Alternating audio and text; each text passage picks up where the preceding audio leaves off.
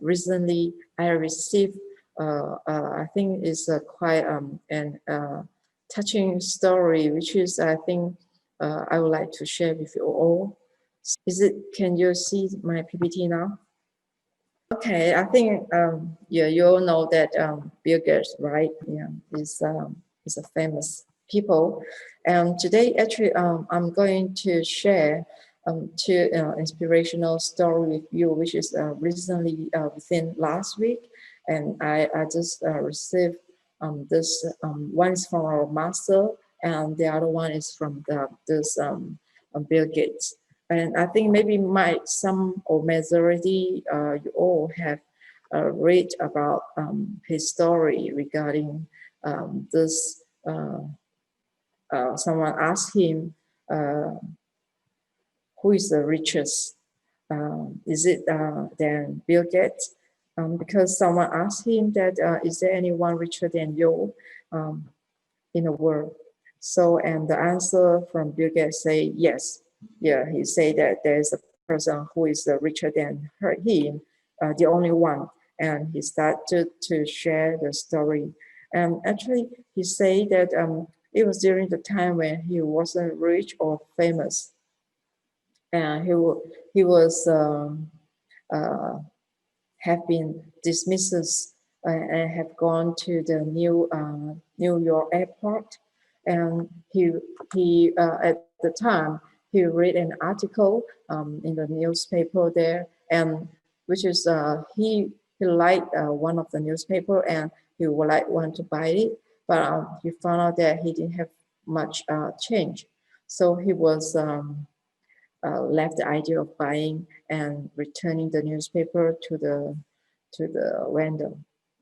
So he told him that he is not having the change. And the vendor say, there is a young black man. And he said that, no problem, I give you free. And on this vendor insistence, so Bill Gates, he took the newspaper. So coincidentally, after 2 to 3 months, he landed the same airport again, and he was meet the vendor again, and having the same problem. He also short of change, and the vendor offered him the newspaper again, and even though Bill Gates, he refused and said that he can't take it because he don't have change today too. And the vendor say that you can take it. And the vendor say, actually, I give you this newspaper is for my profit. I won't be at loss. So the Bill Gates finally also received the newspaper.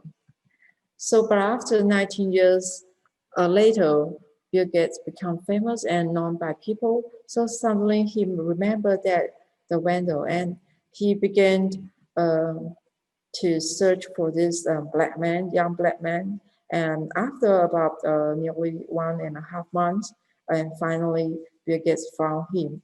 So Bill Gates meet the guy and asked him, do you recognize me? Do you know me? And the black young man say, yes, yeah, you are the famous Bill Gates, I know you. So Bill Gates asked him again, do you remember once you gave me a newspaper? And the person said that, yeah, I remember, I not only give you one, I give you twice, free for the newspaper. So Bill Gates said that, I want to repay the help you have offered me during the hard time. So whatever you want in your life, tell me, I shall fulfill your wish or your dream. So, but the black young man say, the young black man say, sir, don't you think that by doing so, you won't be able to match my help? So Bill Gates is so curious and asking the reason why. And the young man say, he had helped Bill Gates, and he gave him free newspapers when the time this vendor, he still was a poor newspaper vendor. And he is trying to help Bill Gates. But now, after 19 years, and Bill Gates is trying to help this black man when he's become the rich man in the world, richest man in the world. So the vendor say, how can you match my need?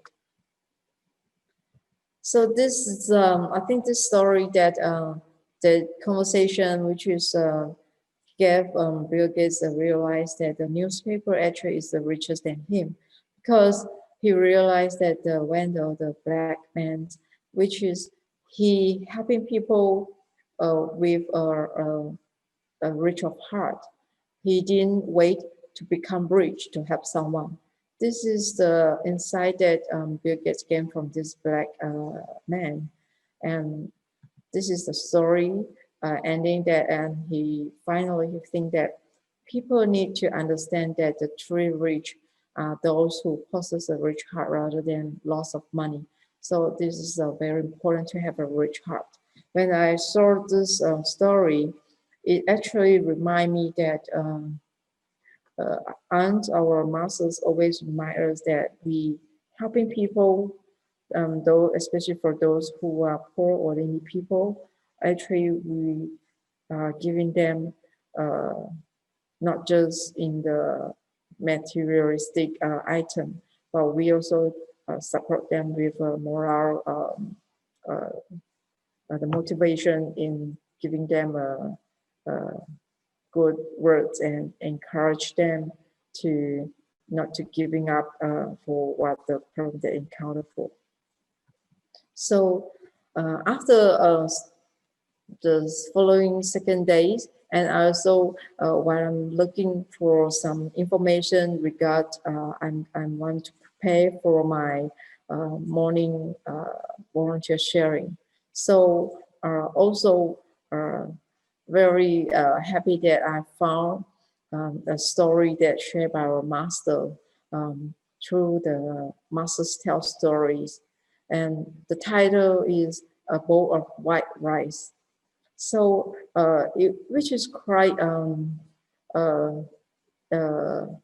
how can I say, is like, when I saw this title of this Masters Tell Story, A Bowl of Rice, and which is, I think that is, you know, let me have a interesting on to see what Masters trying to say about this and trying to pass a message.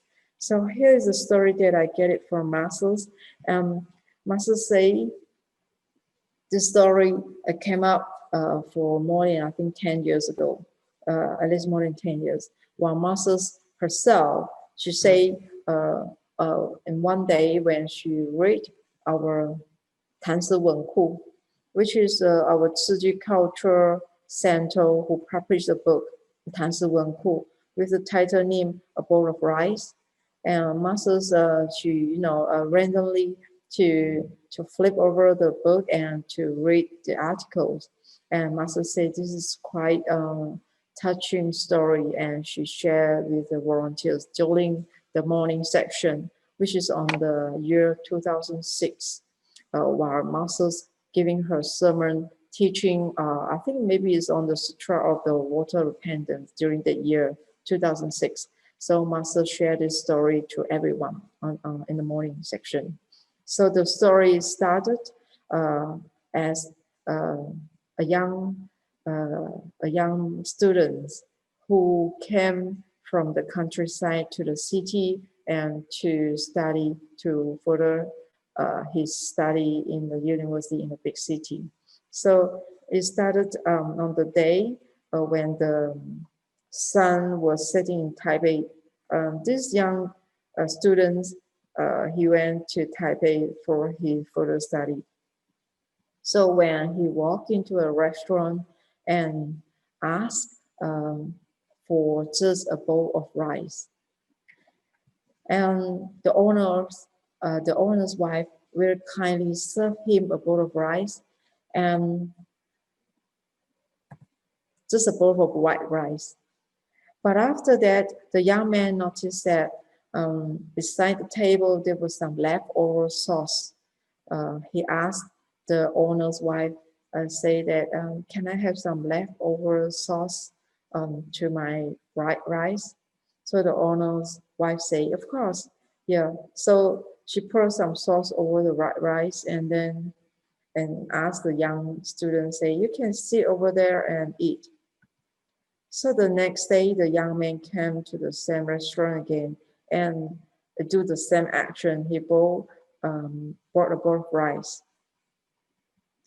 So the owner, the owner, the 老板, the owner asked him, do you still want the same sauce, the leftover sauce? Yeah, the young man said, yes, please.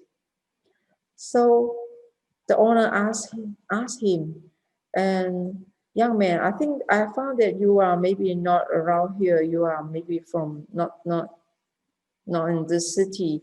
You just recently I met you. So the owner asked him, why you come here and any reason why you want every day. This is recently you came to my restaurant and you just ask for a bowl of rice, and after you will have another bowl of rice for takeaway. So the young man said that because he came from a countryside and to study here, so in a big city everything is so expensive.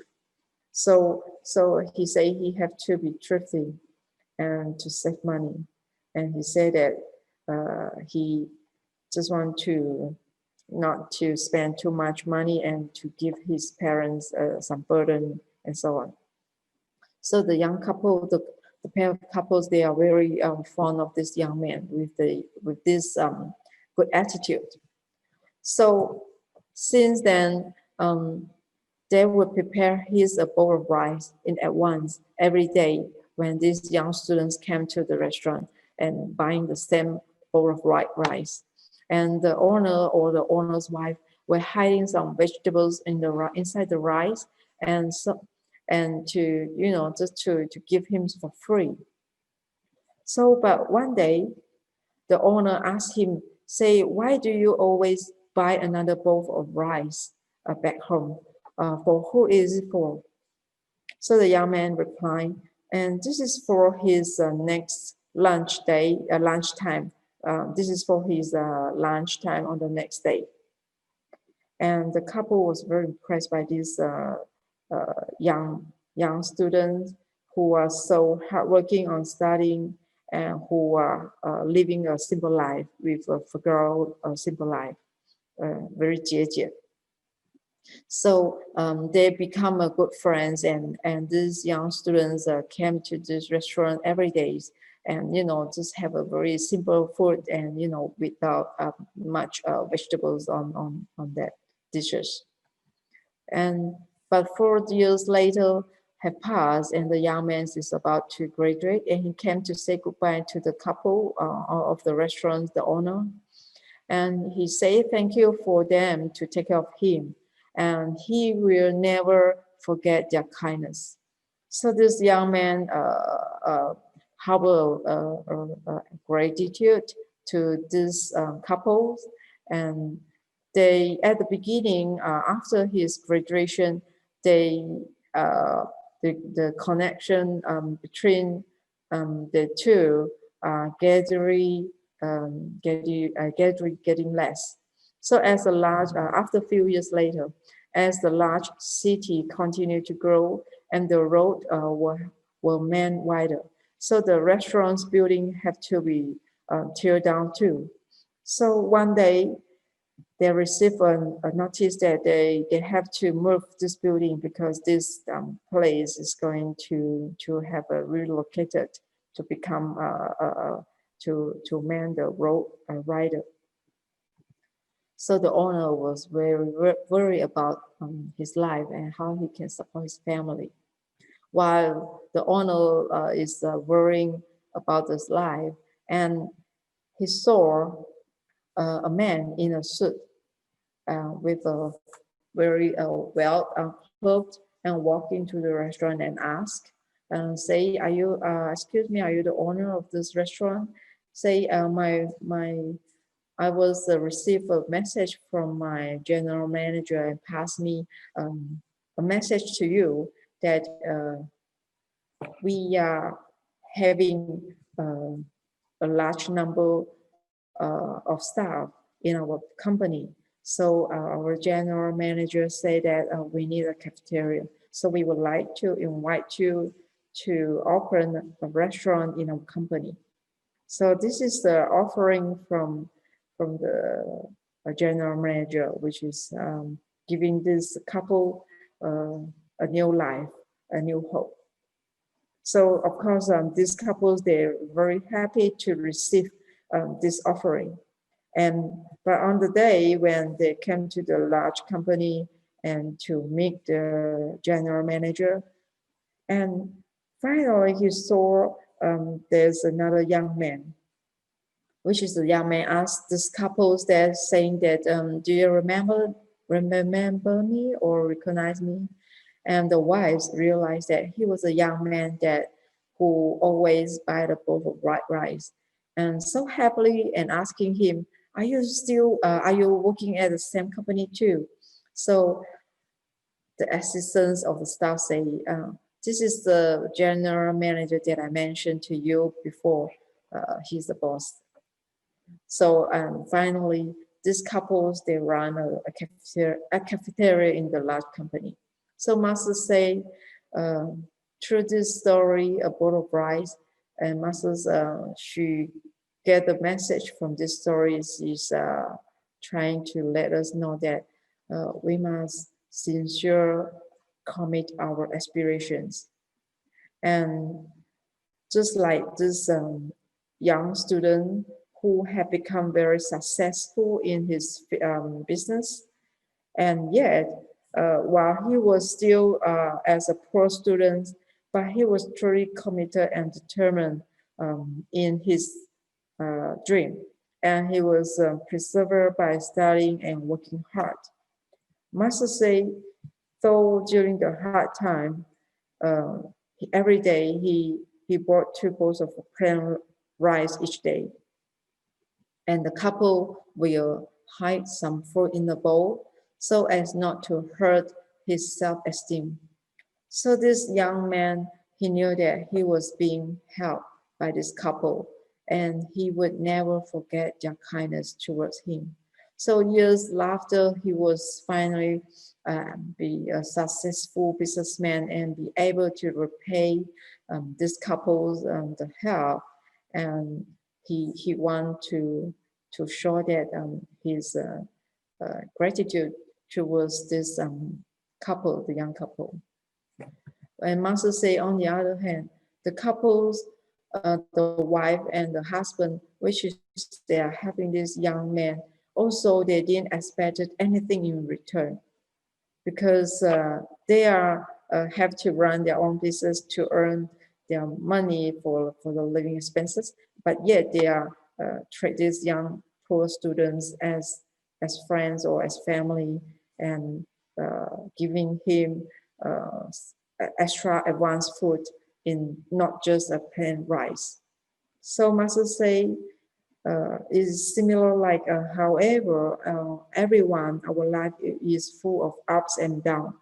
When you are success or when you are encounter a problem, you will not always the same, will not change. You will keep going up and down and to let us to facing.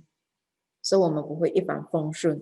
So when the couple encountered troubles in the years later, but yet they receive a good retribution, a good karma or retribution in their life, not need to bring it up to the next life. They in their life, they can directly receive a good karma, because they must say that that you sow what you reap. So he received. They didn't think that much of the regard, because this is a natural thing that they're helping people. So they think that this is just a natural. So Master say this is what we sow is what we reap. So it's the 因果观. This is truly a heart-warming story.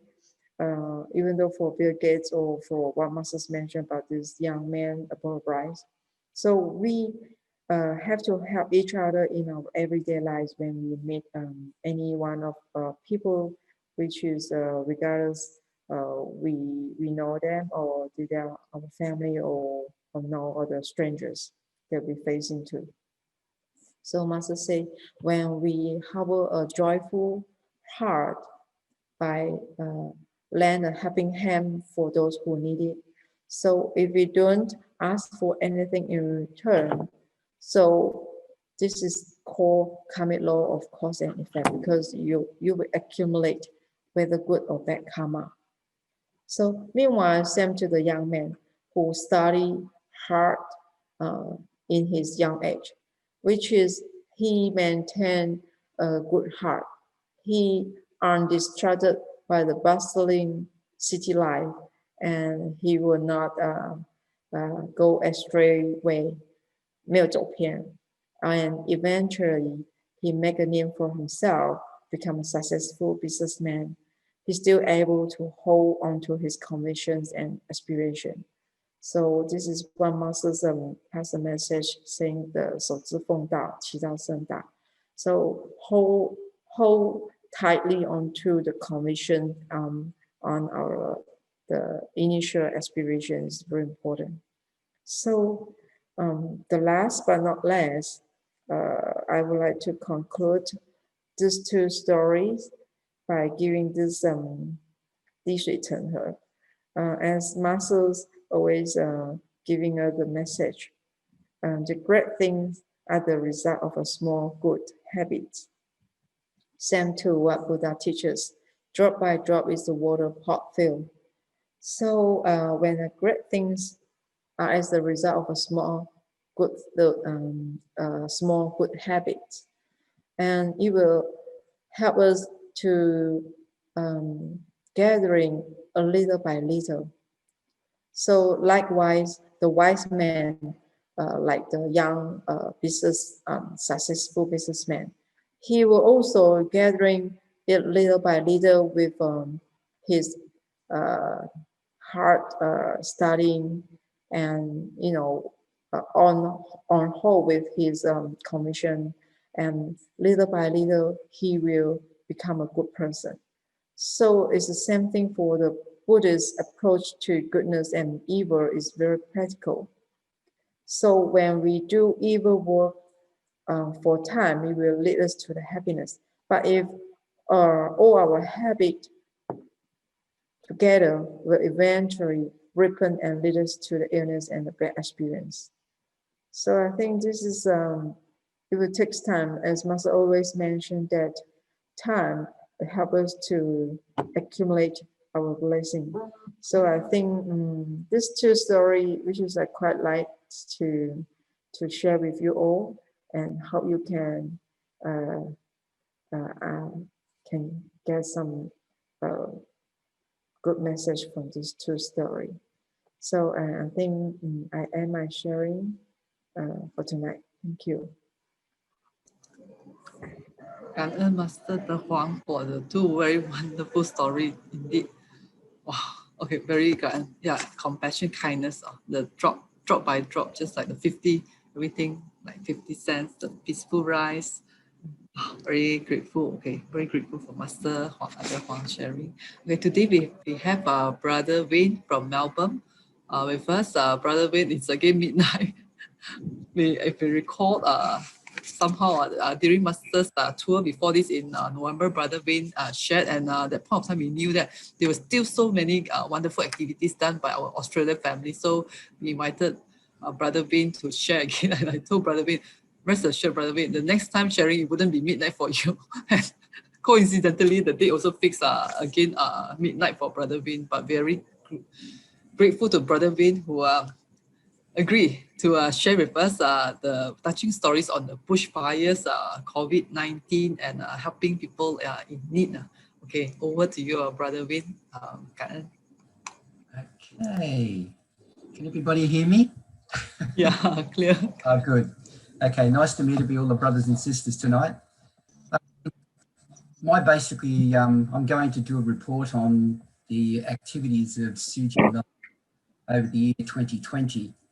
And I suppose one of the things that really shocked us this year was that we basically started 2020 the way we started 2019, and the east coast of Australia in particular was suffered by probably the most serious bushfires that we'd ever had in our history, and the whole eastern states were totally on fire. It became, I suppose, a big problem for us because at that time we didn't know COVID was coming, but when we knew bushfires were here, we knew that we were going to have another hard year of working together. So I started my presentation with the secret of happiness is helping others. We don't need a smart mind to speak, but a patient heart that can listen. And this was the year 2020. And when I say a patient heart that can listen, it just means that there were people that were suffering so badly. We knew we had to have that patient heart to listen because it was going to be a very big year for us. My next slide. Okay, I said here, if you want happiness for an hour, you can take a nap. If you want happiness for a day, you can go fishing. If you want happiness for a year, you can inherit it in fortune. But if you want happiness for a lifetime, you can help someone. We make a living by what we get, and we don't make a living by what we give. It always seems impossible until it's done. And what that really means is that when we saw the bushfires that were running through the eastern states and we saw the damage that was occurring, down at the top part of Victoria, we thought the job was going to be so huge, but we knew that if we all sort of got together as a team at Tzu Chi, that we would be able to get that job done, just like we'd done in the previous year. This time it was a little bit different because when we did the bushfires for the previous year, it was only like around about a 50-kilometre drive, but the drive to get into the bushfire area this time was well and truly, over 300 kilometres. So we had to sort of get in the car, a couple of us, and we went down to the 300 kilometres. We travelled down there. We met people at Sarsfield, organised ourselves a bit of an area down there where we could have a bit of a talk. And during the time we were down there, we travelled into the affected areas to see just how bad the damage was. So the night that we got there was quite incredible because we sort of walked in and there were so many people there and we thought, well, how are we going to sort of get the residents to know that we're here? And the lady that was running the hall was very good. She actually gave us a small area in the corner. And as you can see, this is our director from Melbourne. This was making first contact. And while she was sort of processing all the forms, I was walking outside and just trying to let the people know that we were here. And even though they don't know us, but we are here to help. So I handed out all the registration forms out in the oval and out past the bushfire areas, and then they all went inside and then they filled in the registration forms. And from then on, we knew that that was the start of it. So we left a lot of the registration forms there as well, just to help it out. And the day after that, we decided to go around and have a look and just see how damaged the properties were. And the properties were incredibly damaged. They were totally destroyed. And in total, we ended up helping around about 75 families. And as you can see from these pictures here, these are houses that have been totally destroyed. There was nothing left. So our first cash delivery was organised, and we went down to an area called Sarsfield, which is again around about 300 kilometres from where we live. And we started our first cash delivery. So as you can see, we're utilising our Tzu Chi to register the residents as they came in. And the bottom right-hand picture is where all the residents have come into the hall and they're getting prepared to sit down and just sort of watch what we're going to do for the day. As the day went on, we sort of did our presentation, we had our talks, and we did our sharing and everything. And then bit by bit, we sort of started issuing out the cash deliveries to the residents. They got money boxes and they got their cash and they got little blankets and everything. And we invited them all to sort of stay at the end of the day and have a little bit of coffee and cakes and tea, just so we could get to know them a bit more. And of course, as always, at the end of the day, from the bottom right-hand corner, you can see that all the Tzu Chi volunteers got together and we've reflected on the day, because what we're trying to see is that, was there something we could do better, or did we do everything that we possibly could? And I think after the previous year, where we sort of had 2 cash distributions with the other bushfires, we believe that this bushfire program went on very well, and all the volunteers were very, very pleased with it. So we got that one done, and because we're only able to help half those volunteers at the time, and of course, this next shot is that we thought, well, you know, we've helped the volunteers out, but what we really need to do is we need to look at the people who are really working so hard. And these are, you know, like the firefighters and the emergency workers. So we got together, and what we decided to do was to make hygiene packs for them. And we couldn't just sort of drop them off at any one particular place. So we had to drive all the way back down to Bairnsdale again, another 300 kilometres. And we met with the operations officer there, and we explained to them we had these care packs. And when we turned up, they were totally shocked that we'd driven these 300 kilometres with these care packs to issue out to the emergency workers and the firefighters. And as you can see again from the bottom right-hand corner, some of the emergency workers, they were just so grateful to receive the hygiene packs because, you know, had sanitation in it and face wipes and things like that. Just things that they could utilise to keep their hygiene up to the best levels that they possibly could. When we got there, we were actually quite shocked because that top left-hand picture is where they were accommodated. And there was literally, I think I counted around about 300 odd tents. And what actually happens is that the firefighters go out during the day and they sleep in these tents over at night. And when the firefighters in the morning come back from the firefight overnight, these tents are all cleaned, and then those people go in and then they stay for the night as well. So it's basically never ends. Oh, I think I've just lost my screen. Just a sec. May? Oh. Sorry. The screen went off. It went blank. Just went off. Went dead. Don't tell me you're out of power. Sorry about this. My screen's just gone blank.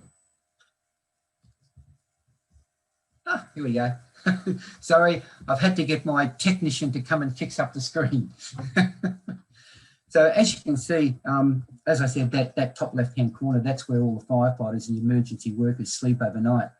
And the bottom picture is that our CG volunteers went in there to just have a look and see what they were. And all there is inside these little tents is a little bunk, a towel for them to sort of wash up during the day, and just their blankets. And that gentleman in the yellow, he's the one responsible for cleaning all those tents every day. Okay, my next screen. So we knew that, you know, that things were sort of, you know, very, very tough down there. So what we decided to do was to have a collection. So we got our Tzu Chi volunteers together and we went into the streets of Melbourne and we sought donations for the bushfire people.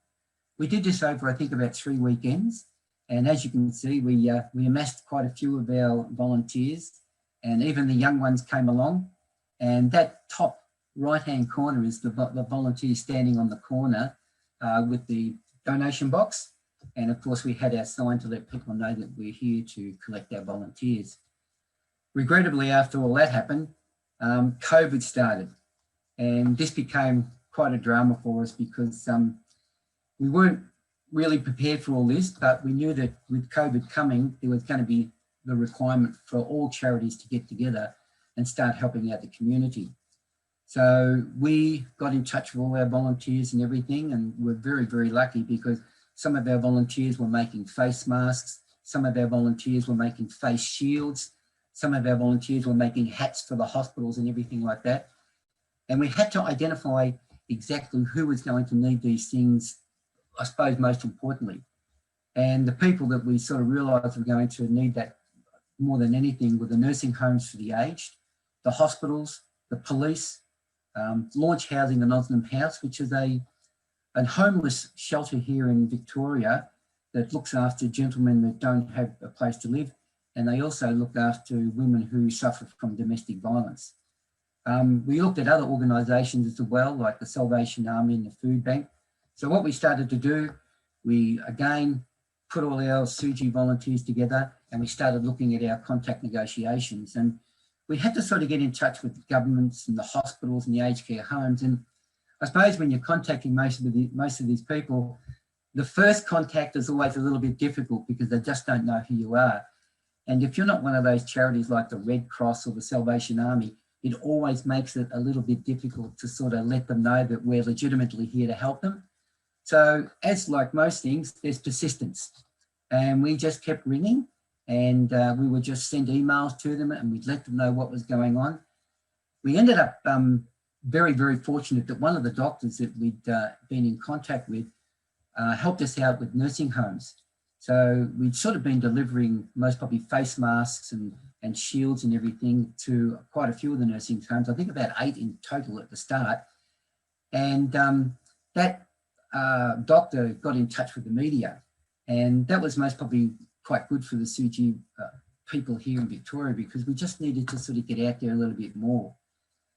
This next screen is one of the organisations that we're helping out, and this is the actual Osnam House. That's the one on the top right. Now, these people, they look after the homeless men, as I was saying before.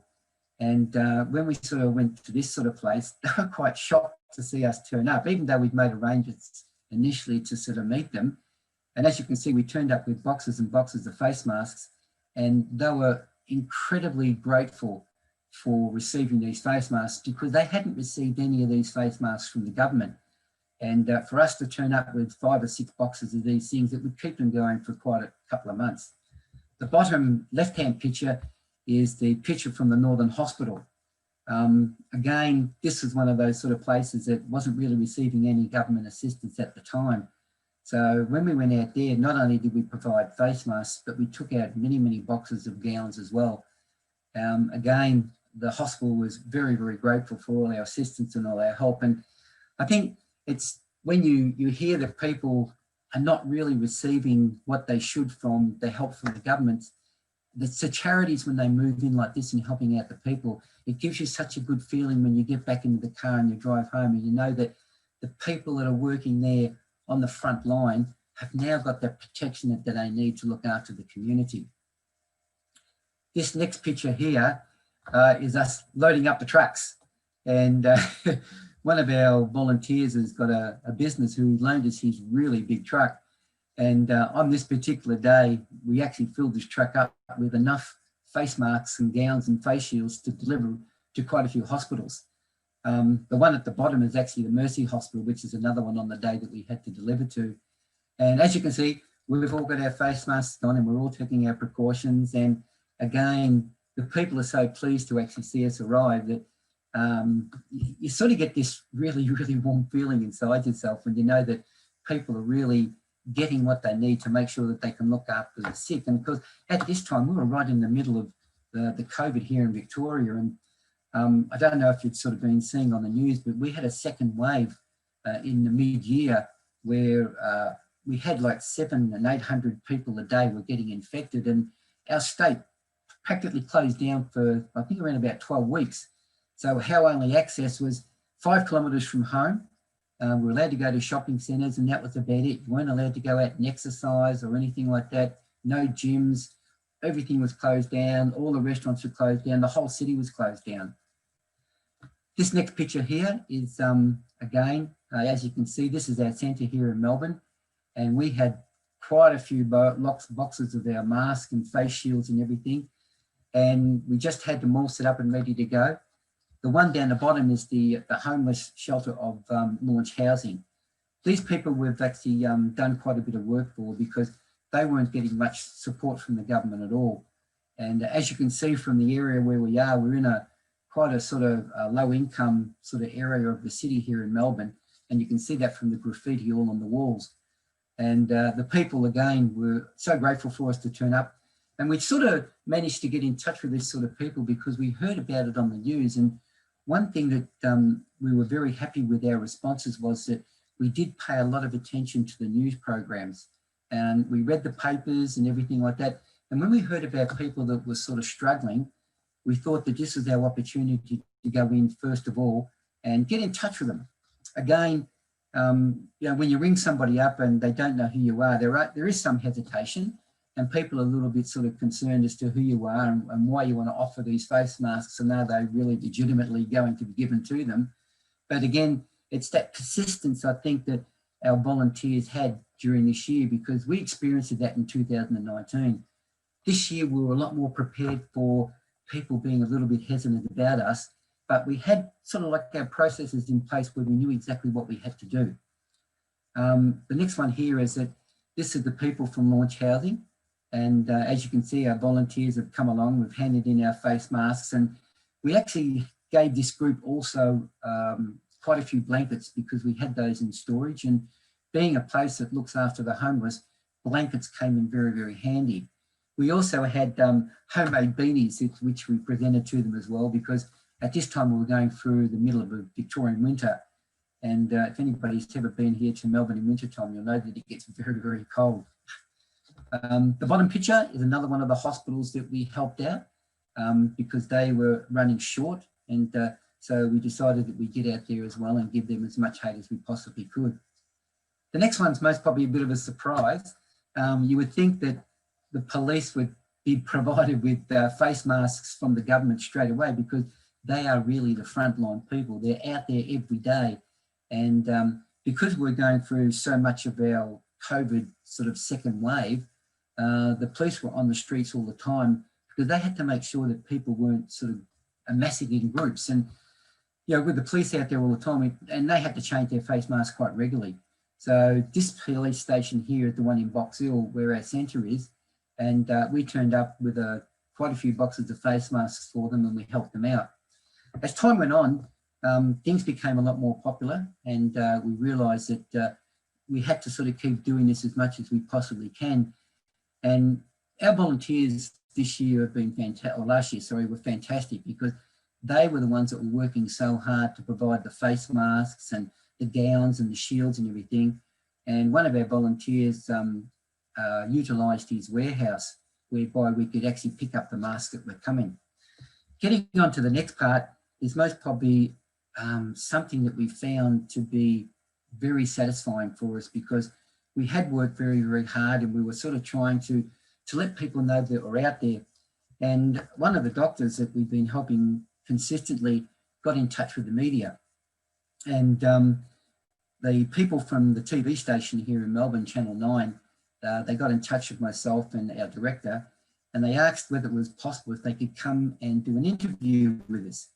And at first we weren't too sure because Tzu Chi is not the type of charity that sort of wants to stand out there and sort of brag about what they do. But we thought this might be an opportunity for us to get out into the public a little bit more so that people can see who we are. And if there are people out there that we haven't actually helped, this will be an opportunity for us to express our need to help them. So I'm just going to show you this news program. It goes for about 2 minutes. I hope you can understand.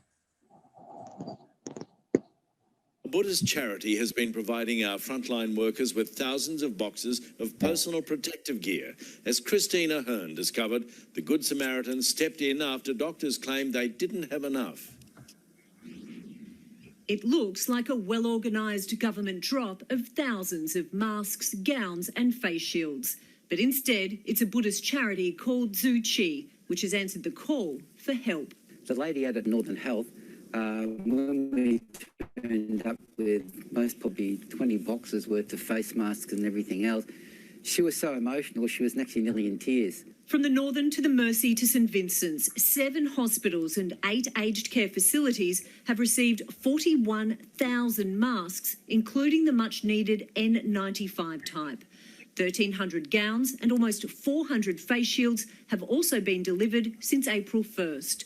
Doctors contacted the organisation for help and continue to do so. Yes, they're still in need of it. So what we're going to do is try to make further contact and ensure our contact to see whether they need more and how we're going to actually deliver to them.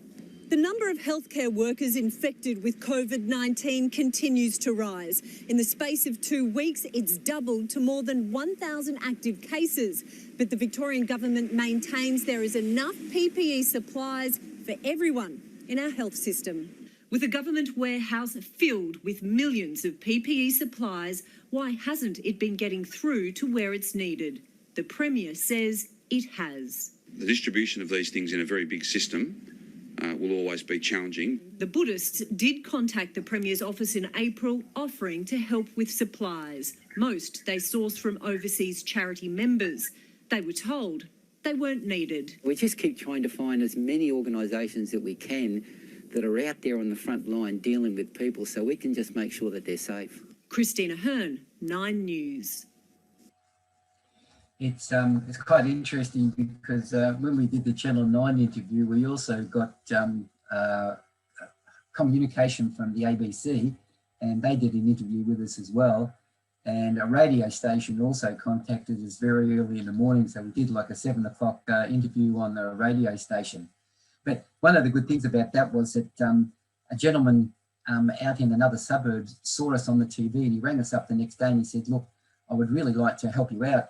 And we've got some face masks that most probably you can use. So we drove out to his house the next day, and he gave us, I think, around about 10,000 face masks that we could actually utilise. And again, the benefit of that was that quite a few of the smaller independent sort of aged care homes that really weren't getting any sort of support from the government at all because they were independent, they got in touch with us, and we were able to sort of help them out as well by issuing face masks and face shields. So that little bit of media sort of attention allowed Tzu Chi to sort of continue to sort of keep making sure that people that were dealing with the frontline workers and looking after the aged were actually getting what they needed. Melbourne at that time was horrendously going through such a terrible state when it came to the second wave, because as I said before, we were experiencing 800 to 1,000 cases a day, and we were closing down suburbs and closing down the city, excuse me, and it just became, I suppose, a very hard effort because we just wanted to make sure that we could get to everybody we possibly could. Funny enough, we actually got a phone call from the Salvation Army as well, because they sort of tend to look after people that are on the street, and they wanted to know if we had face masks that we could provide for them. So we said, look, of course, yeah, we can do that for you. That's no problems whatsoever. So we did deliver face masks to them, and that was a fantastic effort as well. As we sort of kept going on, we sort of got to the stage where the Melbourne COVID cases were dropping down quite substantially. And we got to the part where we're only sort of coming up to about 4 or 5 cases a day, and eventually we got up to 60 days in a row where we didn't have any cases at all. So the requirement for face masks and gowns and face shields had dropped off quite substantially.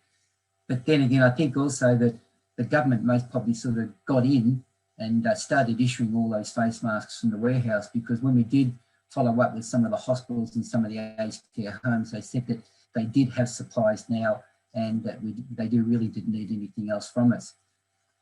There was a bit of a bonus though, is that the Launch Housing organisation that looks after the homeless, we'd been dealing with them quite substantially because they weren't getting any support at all.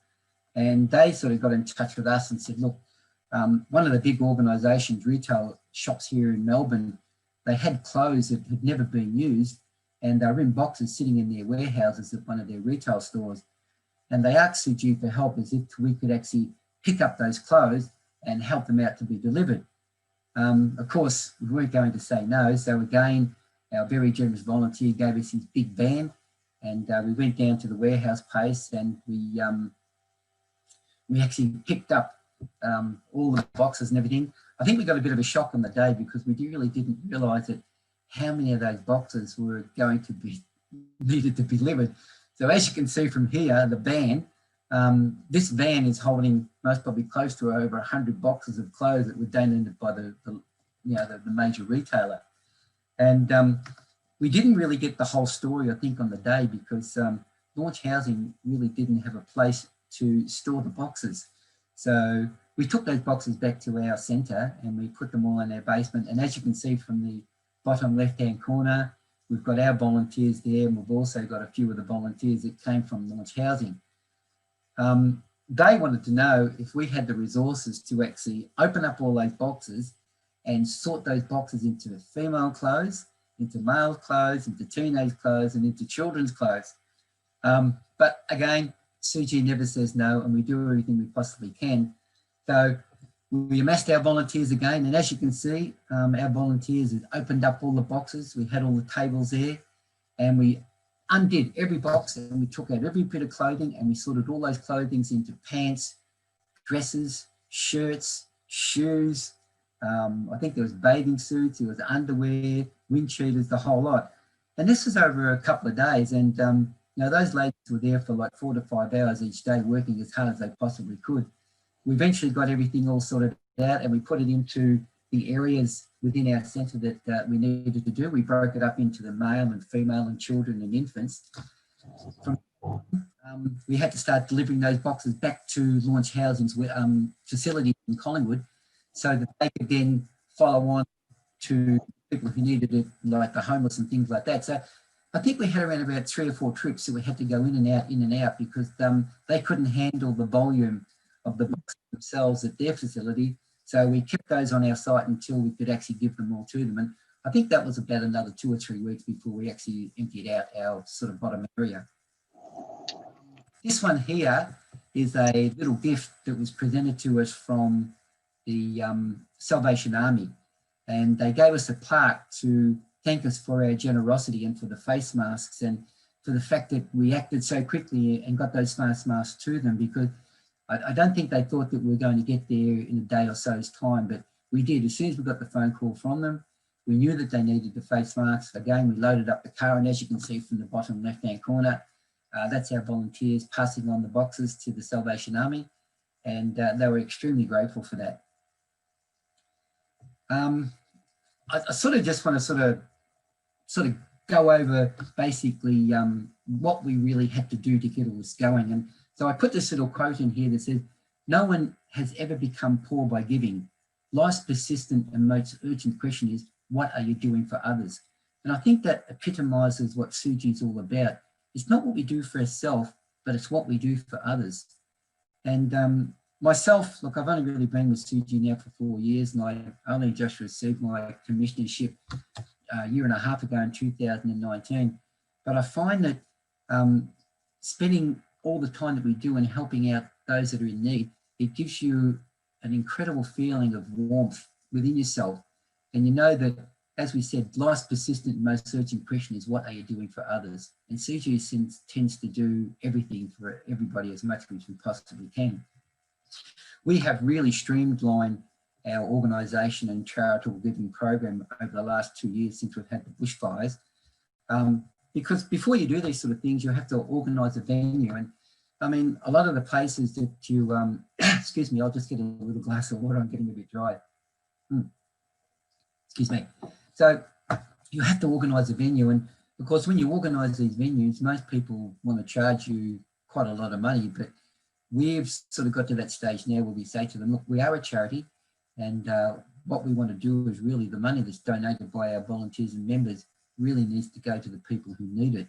So we would ask you if you could actually give us those facilities free of charge. And over the past 2 years, when we've been doing all the bushfires, we've never had any organisation charge us for the use of their facilities. So then you'll have to rally up your volunteers and allocate all the tasks to them. And it's not as easy as it sounds, because by the time you get all the registration forms in and you've got all the addresses and you've got to contact all the people and let them know on the day, the staff, I mean, the volunteers all get together and they sort of prepare the cars and we prepare what we have to go down there with. And it's like we have to take tables and video equipment and we have to take our own furniture and things like that. So it's a very, very big process to get everything together. And once you've got that all completed, then it's all hands on deck. And the cars have to be organised and the equipment has to be organised and the venue has to be explained to everybody. And then you've got to allocate, as we've seen before with our volunteers, they've got to have volunteers that are going to do the registration. We have volunteers that are going to do the recording on the day. Then we have to organise our video volunteers as well to make sure that they take the pictures and things. And we are very proud of the fact that whenever we go to one of these centres and we use these venues, we never leave that place untidy. We spend all our time cleaning up, and at the end of the day, we have our sharing, as you saw previously. And we find that by doing that, it's become something that the people really appreciate, that we don't leave the place in a mess, that we do actually clean up. So realising that enough is never enough, for me, is something that says that no matter how hard you work one day, you may have to work harder the next day. And working hard shouldn't be something that you should be afraid of. It should be something that you're proud of, because you know that every time you do something for someone, it's making someone else's life a lot better and you're easing the pain of someone else. So we got through the COVID And we got through the bushfires, and we did as all we possibly could. And then again with launch housing, because we're coming into Christmas, we really needed to sort of help out those people that weren't going to benefit from any Christmas joy. So we got in touch with our volunteers again, and very generously we said to them that what we would like to do is prepare Christmas hampers so that we can give some joy and just some happiness to those people who are in a homeless situation and to those people who are suffering from domestic violence. So our volunteers went out and we did a lot of shopping from a lot of stores, and we tried to organise what we thought would be the most appropriate type of Christmas hamper that we could give to those people. We didn't sort of want to give like the Christmas puddings and all those sort of things, because that's what most people most probably give. So we decided on more sort of practical sort of things, that the food that you eat that makes you happy, but also has a little bit of a health aspect attached to it as well. So as you can see from these, this slide here, this is the information and the products that we put inside our Christmas hampers. Now, even though we couldn't deliver these to the individuals personally because of what was going on in Victoria with the COVID and with our restrictions and everything, we did organise actually with the organisation themselves to deliver. This next slide is after we completed putting everything together. And as you can see, these hampers turned out to be something quite beautiful. And our volunteers got together again at our centre, and they boxed up every one of these Christmas hampers ready for delivery to take to the Osnum House, not the Osnum House, sorry, the launch housing violence area down in, I think it was East Melbourne. Very proud of this. I mean, I didn't get involved in that, but our ladies again were fantastic. And this is just a letter of appreciation that was given to us by the people from the launch housing that we took the hampers to.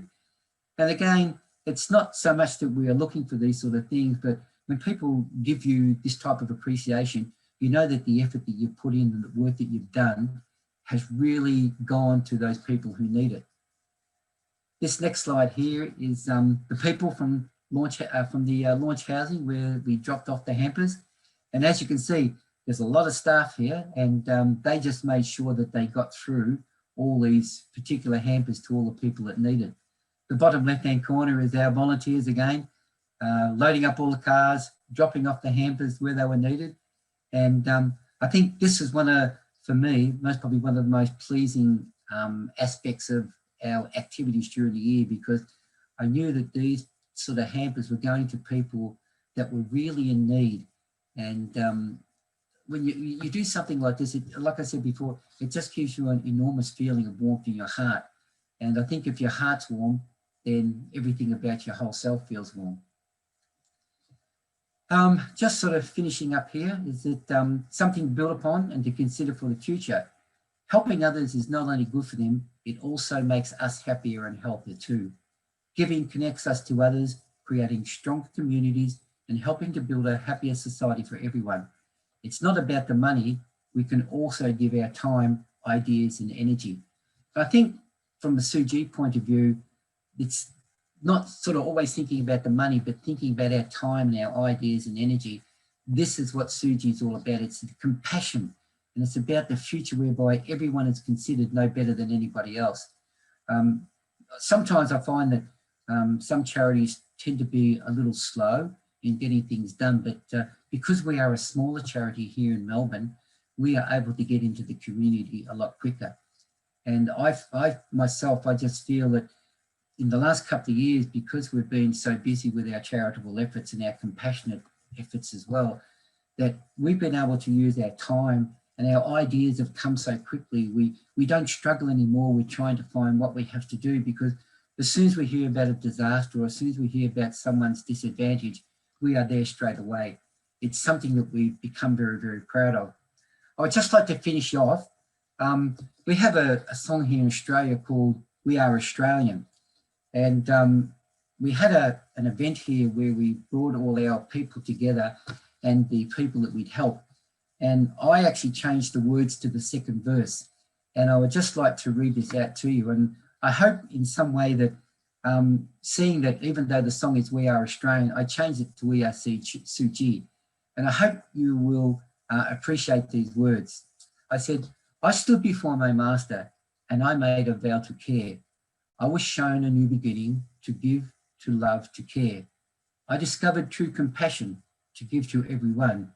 I am now a volunteer and I am Tzu Chi strong.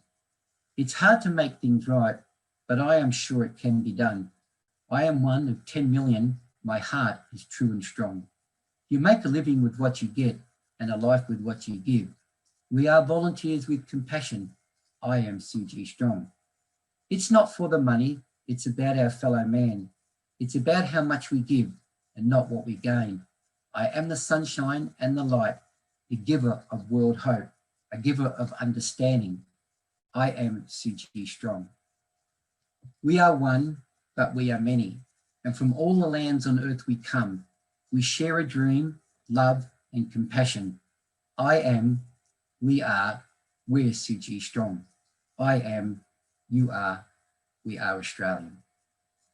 That's the end of my sharing for tonight, and I hope everybody's enjoyed it. And if you want to sort of ask me any questions, you're welcome to. Gannon. Hi, okay, thank you for Brother Wayne sharing. Actually, it's quite very moving through your sharing regarding what our volunteers in Australia have done, especially for the community in Melbourne. And I can find that you all do a lot of caring and for the homeless peoples. With another organization with the launch office. I think that is quite impressed by the first slide that you show us just now. And let me to see that you mentioned that the secret to happiness is helping others. We don't need a smart mind to speak, but a patient heart that can listen. Yes. I think this is quite impressed me.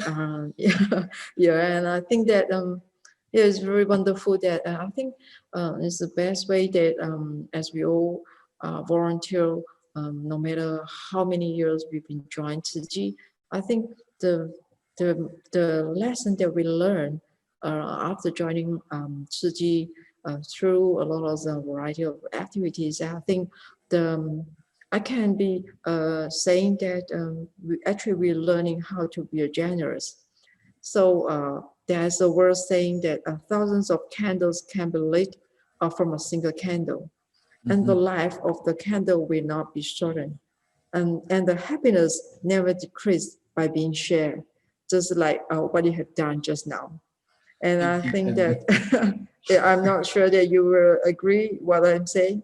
And I think that masters always emphasize that how generosity and helping each other can create a great change in the world. Just like another slide, I think you mentioned just now. Let me see first. Helping, sorry, and I think this is what you mentioned just now. It is not no, the last slide. We are one, but we are many. I think this is the lyrics that I can catch just now, and I think this is how great that I think by all our Tzu Chi volunteers, especially in Australia, that you mentioned all the activities you have done through the year 2020. I think I can agree that you guys giving just a simple smile to someone who are in need actually can really truly can inspire them to work better in the future. You know, as at least you already plant a good seed in their heart, and with a gesture of compassion that you guys already take action to those people, and you know, through this variety of activities in the past years. And I think you can pass a message of compassion on to another person's in their heart as well. So I think this is my small feedback regarding what Brother Wayne shared just now. So I might pass it over to others who want to share something. Or yeah, thank you.